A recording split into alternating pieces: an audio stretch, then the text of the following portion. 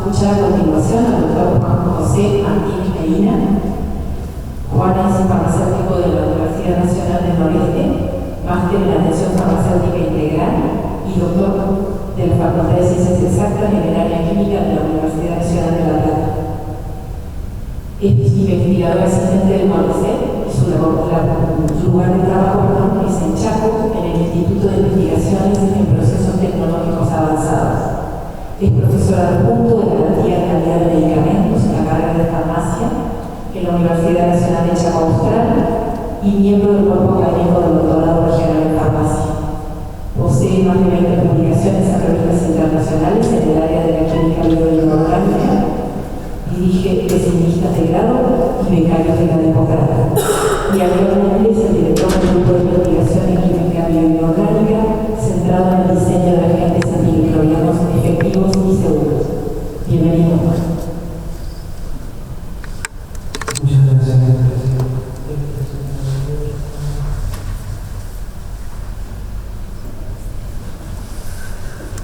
Buenos días a todos. Primero agradecer a las chicas que me permitieron el espacio para poder compartir el trabajo en lugar de el postre, compartirlo con ustedes. Son los resultados de uno de nuestros becarios de Chaco.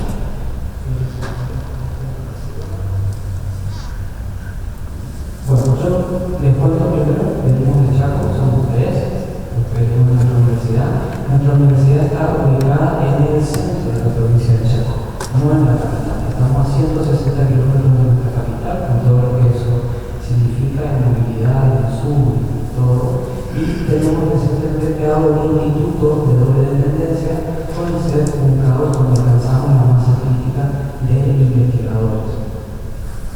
Nosotros trabajamos, como ya presentó Marcela, en el diseño de agentes antimicrobianos que evaluamos la actividad antimicrobiana y toxicidad de estos complejos de correlación.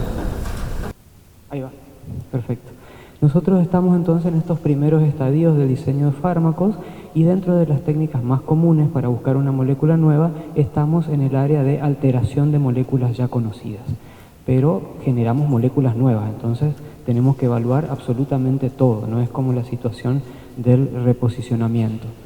Nuestro grupo busca alterar las propiedades farmacéuticas de estas moléculas y principalmente estamos abocados a potenciar su actividad, en el caso de antimicrobianos, disminuyendo la concentración inhibitoria mínima, ampliar el espectro de acción, es decir, permitir que esa molécula sea activa sobre otro grupo de microorganismos, además disminuir su toxicidad, tratar de disminuir la toxicidad de esa molécula que estamos modificando, entre otras propiedades de interés farmacéutico, ¿no? Pero esas son las principales que nosotros les voy a presentar en este trabajo. Perdón, me dieron un ejemplo de un paper en el cual se logró no potenciar la actividad antimicrobiana de esa molécula, sino mejorar su toxicidad. Es decir, que el campo farmacéutico es bastante amplio y no necesariamente vamos a buscar potenciar. Les quería presentar en forma oral este trabajo porque acá trabajamos con una molécula que es la quercetina, la complejamos con cobre y utilizamos complejos binarios de cobre con quercetina y complejos ternarios en el cual una de las unidades de quercetina la reemplazamos por una molécula orgánica nitrogenada que es la ortofenantrolina. Obtenemos entonces dos complejos.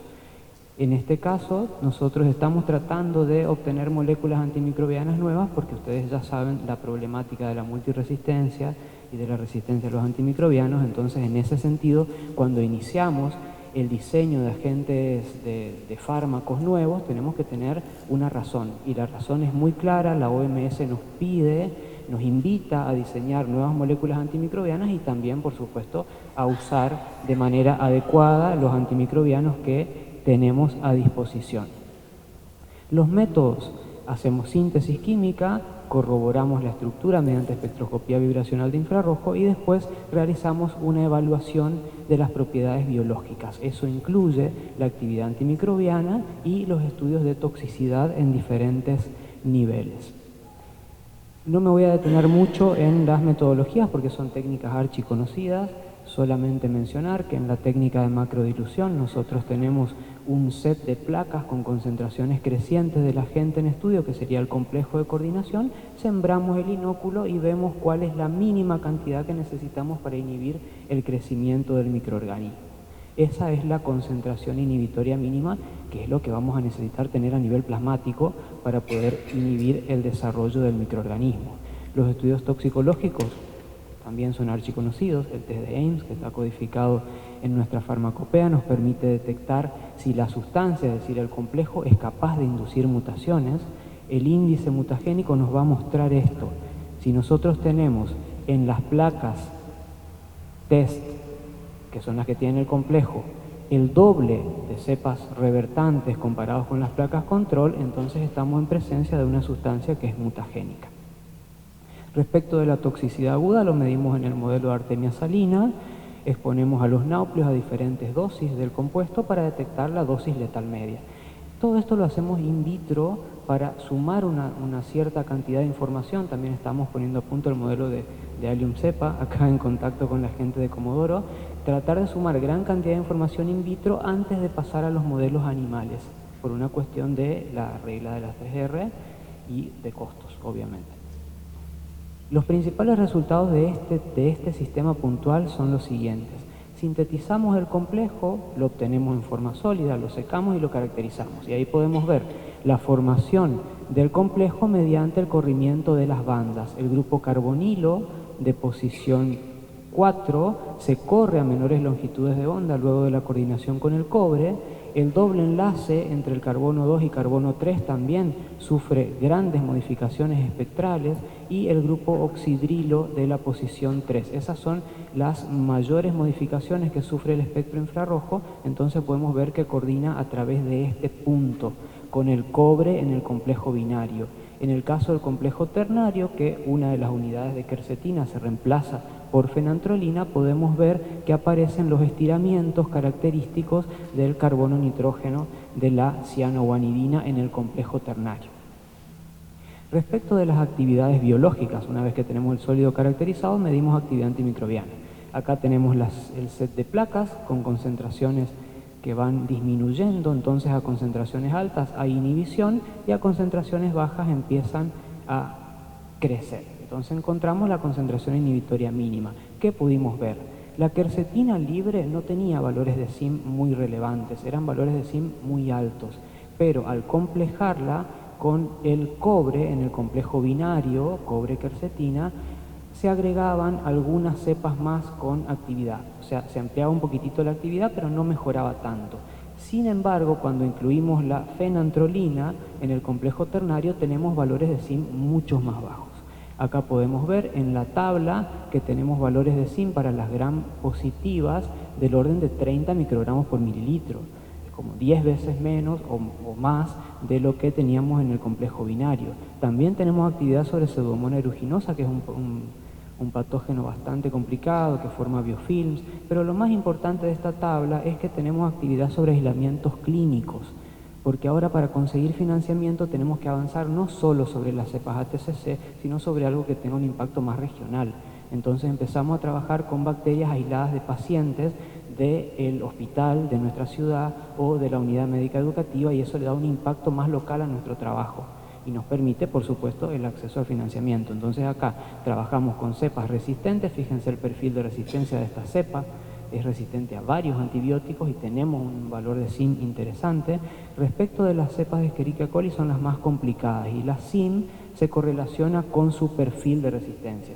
La más sensible en términos de que es resistente solo a uno de los antimicrobianos es la que tiene la SIM más baja, y cuando va aumentando su perfil de resistencia va aumentando el valor de la SIM para el complejo. Respecto de la actividad antifúngica, tuvimos una gran ventaja porque con el complejo y con el ligando libre no teníamos actividad sobre las cepas de cándida, y cuando hacemos el complejo ternario, que incluimos la fenantrolina, tenemos actividad sobre todas las cepas de cándida, tanto las ATCC como los aislamientos clínicos. Entonces esto es una ventaja importante porque nos permite ampliar el espectro de acción de esa molécula, la quercetina, que es un flavonoide de origen natural. Ahora, no todo lo natural es bueno. La quercetina es una molécula altamente mutagénica, nosotros encontramos eso en la literatura, estaba reportado, lo probamos y encontramos verdaderamente para corrimiento de marco de lectura una inducción de mutagenicidad muy alta. Fíjense que los valores de índice mitótico índice mutagénico son altísimos.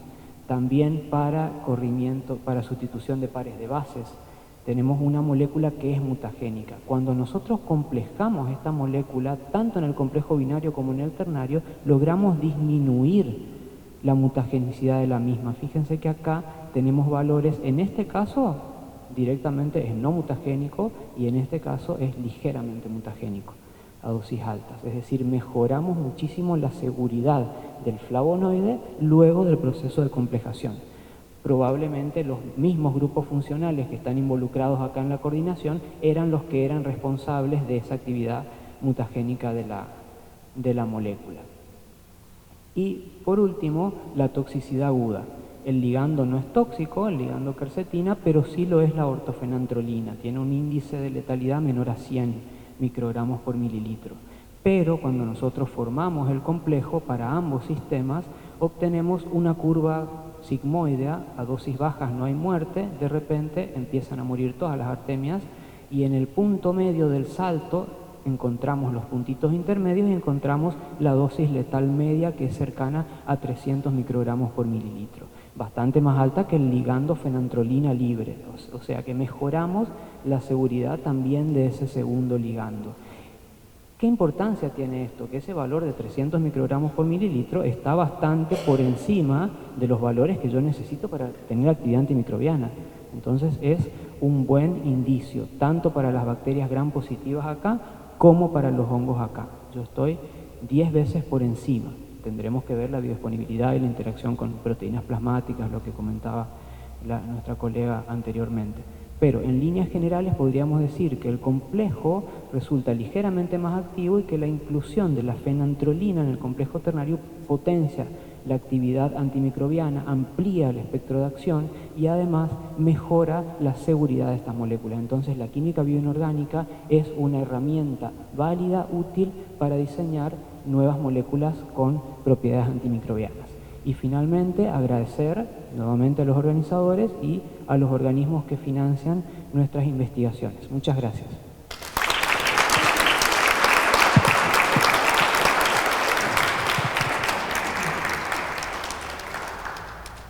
Gracias, Juan, por la presentación. ¿Alguna pregunta?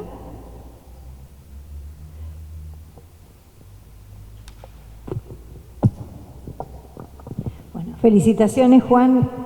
Muy interesante el trabajo y explicado tanto trabajo que debe llevar esto en tan poquito, pero realmente quedó muy claro. Una inquietud es por qué eligieron o por qué elegiste para trabajar en el grupo la quercetina. ¿Por qué justamente esa molécula, no? Nosotros dentro de Ginkgo tenemos 3 líneas de trabajo principales que son complejos de coordinación, siempre sobre moléculas. Por ejemplo, la quercetina es una molécula que estaba reportada como antimicrobiano. Se conoce que es una molécula que tiene propiedades antimicrobianas, entonces modificarla estructuralmente para potenciar sus propiedades o para disminuir su toxicidad. Ese fue como el objetivo principal. Eso es lo más elegante que te puedo responder. La realidad es que también tenemos allá licenciados en biotecnología y encajar la parte de complejos en una tesis de licenciatura en biotecnología implica, no puedo complejar una sulfonamida. Entonces tenemos como que diferentes líneas, complejos de sulfonamidas, complejos de flavonoides, y los productos naturales encajan en las tesinas de los licenciados en biotecnología. Entonces, para poder formar recursos humanos en ese área empezamos a meternos en esa parte.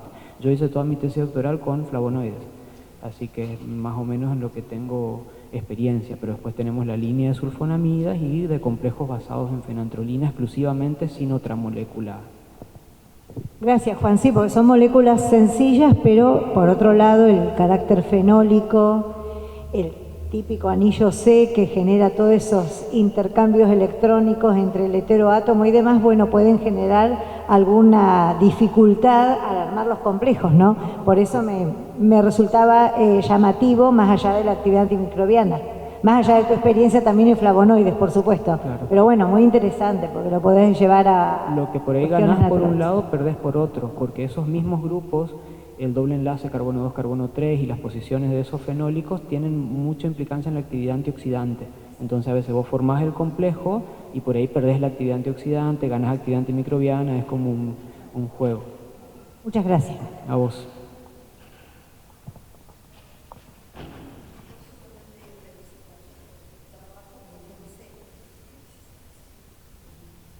Como dice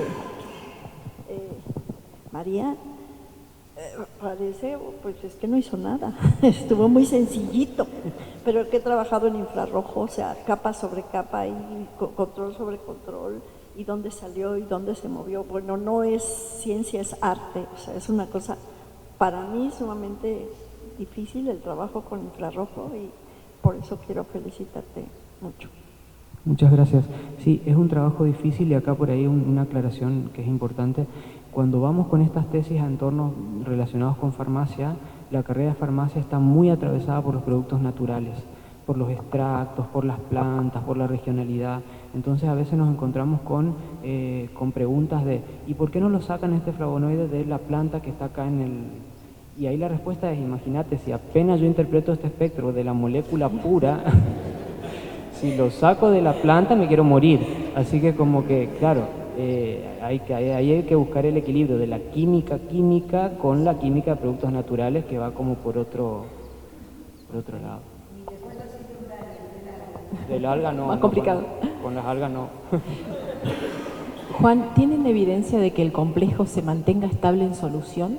No, ese estudio lo tenemos que realizar, tenemos que hacer estudios de seguir alguna banda, por ejemplo, para ver que el complejo no se descomponga. O sea, nosotros hacemos el seguimiento solamente mientras estamos manipulándolo, pero después lo ponemos en el sistema y es un sistema en donde está incubándose 24 horas. O sea que Podría no ser un sabemos. efecto sinérgico. Y por ahí nos damos cuenta de la estabilidad porque cuando vemos, por ejemplo, artemias, si el complejo se rompiera y se liberara la fenantrolina, se te van a morir las artemias. Entonces como que detectamos eso, o si se libera la fenantrolina, la SIM sería muchísimo más baja que lo que está acá. Por ahí te das cuenta de que no hay una ruptura porque la actividad se mantiene intacta y no te está dando señales. Pero habría que hacerlo con fluorómetro o con UV visible para seguir las bandas y ver que se mantenga estable en el tiempo. Los revisores te suelen pedir un día, más o menos 24 horas de estabilidad. ¿Y qué ventaja tiene para ustedes determinar la SIM en agar respecto al caldo? Solamente hacemos en agar para ver más o menos en qué dosis está, porque cuando vamos a microdilución en caldo, ahora los invito, hay 2 pósters que trajimos con efecto sinérgico y con SIM CBM en caldo. Esa nos da como una pauta más real, la de caldo. Esta nos da como valores que a veces se replican en caldo y a veces no. A veces nos da la SIM en otro lugar. Así que acá tenemos una idea entre qué dosis estoy y ahí pasamos a caldo, claro. Muy bien. Bueno.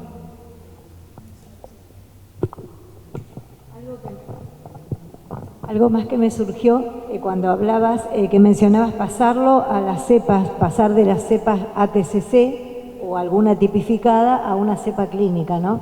¿Eso lo están empezando a hacer o lo tienen pensado hacer? Y ahí en ese caso, ¿cómo es el tema de los permisos, ¿no? Claro. Las autorizaciones Eso lo y demás. hacemos con cepas que tenemos en el laboratorio que nos dieron, o sea, los bioquímicos del hospital o de la unidad médica educativa, sacan la cepa del paciente, la tipifican, la caracterizan en términos de resistencia y nos pasan esa cepa. Nosotros las que tenemos, ¿hace cuántos años están, Carola? Hace más de 5 años, ya están esas cepas ahí. En la pandemia algunas se murieron, no nos dejaban entrar.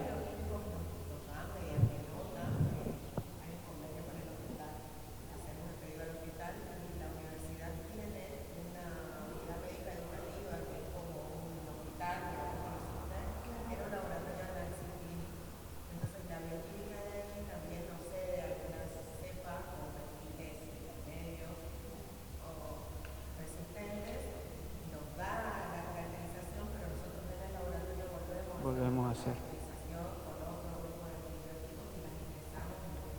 Pero nosotros no sabemos quién es el paciente no da, no es, digamos, una cepa aislada de, claro, Porque viste que ahora hay protocolos y convenios nuevos para la cepa, para cuando alguien te la presta, para qué la vas a usar. Estas ya las tenemos ahí en el laboratorio, así que no hay problema con eso. La procedencia, claro. Si es de infección urinaria, si es de... Pero no. Sí.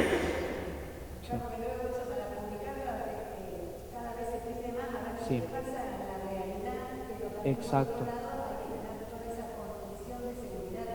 ¿Qué pasa en la realidad? O sea, es importante saber cómo funcionan estos complejos en las cepas de los pacientes de Esas Peñas, pero por otro lado, cuando yo lo quiero comparar con el complejo de cadmio con quercetina que sintetizaron en viste no sé dónde, me conviene la cepa TCC, porque es la misma que él midió, entonces yo me comparo y digo, este complejo es mejor o peor. Así que tenemos que hacer ambas cosas.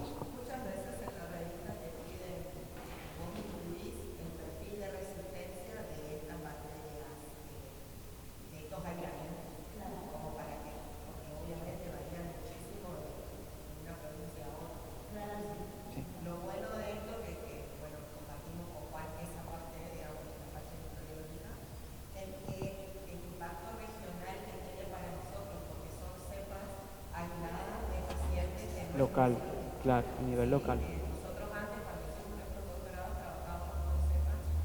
En el caso de Tucumán, Juan trabajaba por ahí con la plata, no con los nuestros. Y la diferencia es importante. Las ATCC son muy bonitas, como nunca estuvieron, no están en la calle, son bastante violas. No, a ustedes. Bueno, creo que se oye, pero me surgió el asunto porque fíjate que nosotros tenemos, no sepas, tenemos líneas celulares de pacientes con cáncer cervicuterino mexicanas que tienen, ya estamos tipificadas a qué virus está asociado, a qué variante de virus de papiloma humano, etcétera, ¿no? Sin embargo, no podemos publicar con ellas porque no están depositadas o tipificadas en el ATTC. Entonces, es así como, pero el valor que tienen, porque son nuestras, son de nuestra población, etcétera, es importante. Lo que sí sé, porque tomé un curso con Ramón, es que podemos depositarlo. No lo hemos hecho nosotros, pero tampoco tal vez ustedes. Depositar la línea. A la TTC caracterizada, con esta, de esto, aquello, de este origen, el número que le han puesto, etcétera, para que puedan ser referentes. ¿Y ahí necesitas la autorización de la dueña de las células? Creo que no. Creo que no, pero eso habría que verlo. Pero sí. Porque eso viene de una persona. Claro.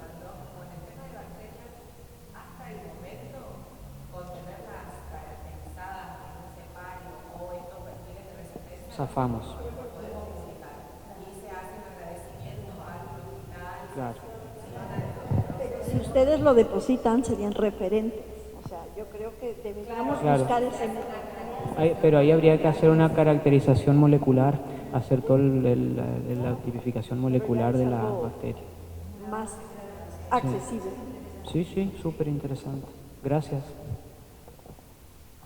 Bueno, gracias Juan.